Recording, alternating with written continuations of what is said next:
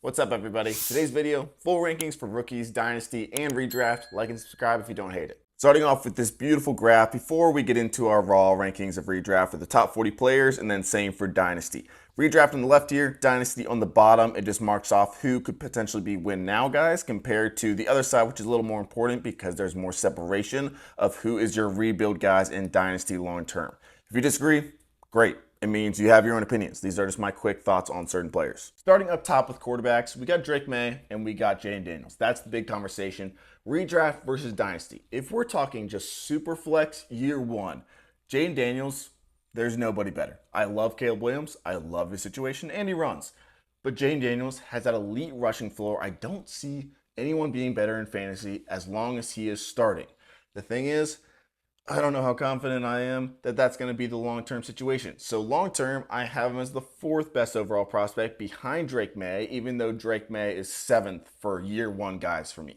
Jaden Daniels, he's going to run. Spoiler, 100 times, he'll hit that. The 36 quarterbacks in the last 25 years to hit 100 rushing attempts, 31 have been quarterback ones. At least 17.5 points per game. And he's going as quarterback 18 right now. I don't know why. That is definitely going to change. It'll get up to probably quarterback 15, 14 by draft day, I'm sure. But he's basically locked to be a quarterback one as long as he is a starting guy all year. The thing for me long term is the red flags that I don't think Drake Maye has as many with the upside and potential he has. The red flags for Jaden Daniels. One, the over scrambling. It's not just a minor issue that is easily fixable because it's the worst in the decade of prospects and it's not necessarily close. That is also the reason why his pressure to sack ratio is so bad. The amount of times that you're getting pressured compared to how often you're getting sacked. He puts himself into pressure and then also gets sacked when he does that. And we look at the history of this, specifically just this stat of pressure to sack ratio, it is a major correlation to big time busts at the quarterback position. You got Joe Burrow as that outlier, and he makes up for it in other ways, and he's improved at it. The other guys, it's not as good. You hear names like Justin Fields and Hackenberg and Daniel Jones, like all those guys that are kind of famous for being not that great in this stat. The third one is the amount of time that it took him to develop, and basically he had to rely on his experience to be good is what I'm saying, which I'm not taking away anything from him. He's an amazing quarterback in college and he obviously deserved the Heisman. But comparison real quick. Drake Maye started as a sophomore. Incredible. Junior year was also really good, and then he goes to the draft, early declare.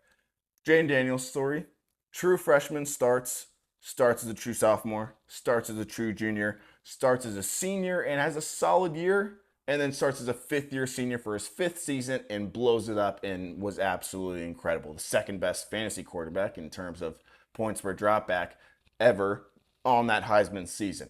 But it took him 5 years of starting, and now I think he's 22, 23 probably, and he's playing against other college kids and lighting him up. That's the big red flags for me. Where Drake Maye on the other side, he has all the potential in the world. Do I know he's going to work out or not? No. I'm not going to be the expert person that says he's a lock to be an amazing quarterback. But he has the potential and the upside with the way that he plays. He's an aggressive thrower, he has arm talent, and he runs. Year one, though, his team sucks. Just putting it blatantly, his team sucks. He doesn't have talent around him. The talent that you would say, oh, well, he has this guy and this guy, are most likely the rookies in Polk and Baker that they just drafted, which are just unknowns for me until it's shown on the field. Drake Maye, long term, I love him, and I think he will start day one. Anthony Richardson, this is what everyone said last year, was, oh, he's a major project. He was way bigger of a project than Drake Maye is, and he's not going to start. He might not even start all year. And then what happens? Teams get impatient. They start in week one because they drafted him top 5. I see the same thing happening for Drake Maye. And then we get to a very similar situation with the receivers. Nabers and Odunze obviously have Nabers a lot higher in redraft, as everyone should because of the situations. But Dynasty, I actually do have Odunze one spot higher because of these situations.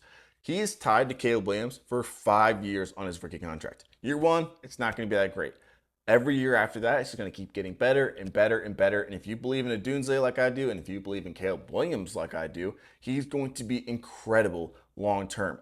Nabers, on the other hand, I see it very similar to Garrett Wilson's situation. That low-end wide receiver 2, high-end wide receiver 3, everyone knows that he's crazy talented, he's going to get the opportunities, but the production might not be there, and it's not going to be his fault. He is better fit to overcome the Giants situation because of his playmaking and his yards after catch ability, but still, it's going to be Daniel Jones, and then who knows after that's over. So Nabers, love him, but I do have Odunze higher, and I get the talent situation argument. I am an advocate for drafting talent over situation. The thing is, with this, they're both crazy talented. It's like the Drake London versus Garrett Wilson situation. It's not like this guy is being compared to a 4th round receiver that is drafted by the Chiefs, and I'm saying draft that guy over Nabers. No, it's drafted the 9th overall guy in a way better situation. They're both crazy talented. Odunze just happens to be in a way better situation. And we get into this next tier of quarterbacks with Nix and Penix, another interesting situation. They've obviously gone against each other in college a bunch, being in that conference, the two powerhouses there, and they get into the NFL, very different situations. So redraft, obviously Nix is going to be higher because Penix is not really going to be playing. But Dynasty long term, have Penix a little bit higher, and these are the reasons. He's in a great situation after his first 2 years. It's not the best because he's so old, and I would say he's probably going to sit for 2 years. So I'll just say that, most likely scenario, he sits for 2 years, and then he goes from there. His peak is kind of being that quarterback 1, probably low-end quarterback 1, that is great because he's a great passer with great weapons around. Think old Herbert, Stroud, Burrow, those types in fantasy. While on the other end, Bo Nix, he is in the perfect situation possible. I think his peak and ceiling is just a little lower. I think you're hoping for that Brock Purdy. Out of the 32 teams, if I was Bo Nix, I would be praying that the Denver Broncos and Sean Payton specifically would draft me. This is the perfect spot for him because he uses those strengths so well. That is Sean Payton. All of his strengths that you can have about Bo Nix, his decision making, that quick release, getting the ball out to his teammates in stride, on time. The screen game will benefit him. He's not going to scramble him being a rushing fantasy quarterback because of Sean Payton. Not that he doesn't have the ability, but because Sean Payton hates that in a quarterback. It's why him and Russell Wilson didn't really work, at least one of those big reasons. But his pressure to sack ratio that we talked about is amazing. All those little things that is going to put him in a situation in this Broncos offense to play it like Drew Brees. Is he going to be Drew Brees? Probably not. But with Drew Brees and Sean Payton, Brees led the NFL in touchdowns, attempts, passing yards all throughout his career. Bo Nix has that opportunity to be in a good situation at least, to be the Purdy guy. And when I say that, I mean a long-term starter and fantasy quarterback too. And in Superflex Dynasty, that is obviously super valuable. Purdy right now, for example, is the quarterback 15 in Dynasty. If I would have 1 year of Bo Nix and he became the quarterback 15 next year, I would be ecstatic. Moving on to running backs, a few guys I want to talk about with their landing spots. Number 1 is my 4th overall year 1 player, that is Jonathan Brooks. Oh my God. His ADP is insane to me. Jay Daniels is bad, but RB41 for Jonathan Brooks is absolutely insane. If you look at the hit rate of early round rookie running backs in fantasy, the last decade, the last 2 decades, whatever you want to do, the hit rate is insane. And he's in a perfect situation. Early round, 2nd round pick to a running back room with Miles Sanders and Chuba Hubbard. Who do you think is going to get the touches? Dave Canales is their new coach, who just came to an offense that had Rachaad White, all the goal line touches, and all the receiving work, which is so rare and going to be perfect for a guy like Jonathan Brooks. Quarterback, Bryce Young, who checks down a bunch, who was his leading receiver his last year in college, his running back. Everything is panned out for him perfectly. Another guy that I want to point out a little more under the radar is Jalen Wright, both redraft and dynasty. 2 reasons I love him. 1, Mike McDaniel drafted him. 2, Mike McDaniel loves him. 4th round draft capital, yes. They traded a 3rd round pick to go up and get him, which makes it even better than just 3rd round draft pick in my opinion. He is the perfect fit for an offense that is number 1 in running back efficiency. So yes, Achan's there, Mostert's there, and Mostert is 49 years old. Achan is not a volume back. So Wright is probably just going to slide right in eventually to that Mostert role and get solid RB2 volume and the number 1 efficiency offense in the league. If Achan, God forbid, goes down, he's an easy RB1. 2 last quick hits on running backs, Lloyd and Vidal. Marshawn Lloyd got drafted by Green Bay, and a lot of people were disappointed because they believed in the talent, but now he's kind of stuck in perception behind Josh Jacobs. The thing is, 1, Green Bay's offense is really good, and they give the ball to their RB2. 5 years in a row, their RB2 has nearly a 50% snap share. And two, Josh Jacobs was very inefficient last year. Part of it was because he had such high volume, but that's also another thing is he has a ton of wear and tear on his body and an out in his contract. So I think there is still a light at the end of the tunnel for Marshawn Lloyd. Vidal just has the opportunity. A lot of people believe in the talent again. If you believe in the talent, J.K. Dobbins is not healthy. He's not going to be for a while. And if he does come back, he's not going to be the same running back. And then on the other end, Gus Edwards, the most one-dimensional running back in history. Yes, he's going to take the goal line carries, which sucks, but the Harbaugh offense is going to run and run and run. Next, we get to this range of three very polarizing receivers that were drafted back to back to back. Legette, I'm not a huge fan. If you don't know, go check out my last video if you want the reasoning. I won't go over it again here, but I hope he does well. If you like him, I'm sorry. Pearsall, there's 4 positives that you just can't get by to rank him any lower than this. I was never the giant Pearsall fan, but now he has the draft capital of a first-round pick in the San Francisco receiver room as a 99th percentile athlete, and he's a great route runner. Is he going to be good year one?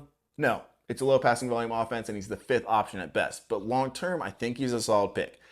Coleman, I wish I could give you an insanely strong opinion that was 100% correct, but truth is I am 50-50. I was a massive Jayden Reed fan last year, and I'd watch his games at Michigan State and be so mad about how they would not target Jayden Reed compared to their other receivers. And they were always throwing to this other guy. And I'm like, why would you not just target your best receiver in Jayden Reed? Well, the reason is because they were targeting Coleman.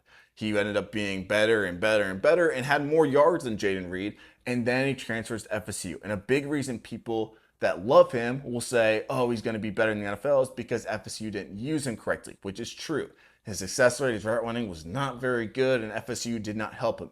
The thing is, although the Bills use good draft capital, all they've talked about is using him basically the exact same way that Florida State did. They're going to stick him outside in one spot. He'll play the X, and he's going to be that Gabe Davis type is what it sounds like, which for fantasy is not good. So they're still good in him, but I just don't know if I can trust him. Wrapping up here with AD Mitchell, Corley, and the 49ers guys. Mitchell is talented. If you like him long-term, go for it. I'm just telling you short-term, year one, I'm not a big believer. Not his fault. It's just the volume's not going to be there. Anthony Richardson passing is going to be low volume. You add in, because he didn't have him last year, Jonathan Taylor, and you already have known target hog in Michael Pittman. You have Downs of the slot. I just think his good games aren't going to be reliable as like a 5-target, 3-catch, 60 yards and a touchdown game. Malachi Corley, long-term and sadly short-term, I'm out. You have the Rodgers and rookies thing, but also it's the allegations of him being a screen merchant. The guys that you look at that he's similar to in the past haven't worked out. 50% of his production have come from screens, the most in the last decade. And the big thing is when you take that away, his good numbers get worse. And what I mean by that is when you look at just his yards after catch, his yards after contact in plays that aren't screen passes, it's not even ranked up high with those top guys. So I'm out on him. The 49ers guys, I'll always take a shot on because one, they developed really well. They had multiple hits in those later rounds, and they have elite traits. Guerendo, #1 athletic score all time for running back, and Cowing, super productive in college.